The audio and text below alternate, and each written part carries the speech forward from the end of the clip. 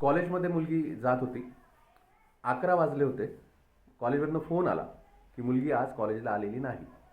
वडिलांनी घरी तिला व्हिडिओ कॉल केला तर ती झोपलेली होती शांततेत. ती म्हणे मला बरं वाटत नाही आहे, त्यामुळे मी घरीच झोपलेली आहे म्हणे. संध्याकाळी 6 वाजता घरी येतात वडील आणि वडील बघतात ती खरंच परत झोपलेली असते आणि खरंच तिला बरं वाटत नसतं, असं ती म्हणत असते. मीनवाईल होतं असं की 1 वाजता तिचा भाऊ मॉलमध्ये काही खरेदी करण्यासाठी गेलेला असतो त्यांच्या ऑफिसतर्फे, आणि तो 1 वाजता तिला त्या मॉलमध्ये बघतो आणि ती एका मुलाबरोबर असते. तो तिथे काहीच बोलत नाही, फक्त फोटो काढून ठेवतो आणि घरी येतो.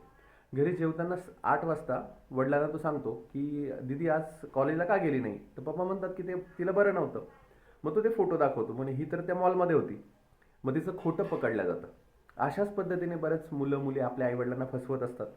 त्यांच्या मेहनतीला दुजोरा द्यायच्याऐवजी त्यांची मेहनत फुकट वाया घालवत असतात. तर मी नेहमी सांगेल, we should be honest towards our parents, कारण यामुळे आपलं करिअर चांगलं होतं आणि आपल्याला आयुष्यात काही कॉम्प्रोमाइज करण्याची गरज पडत नाही. धन्यवाद.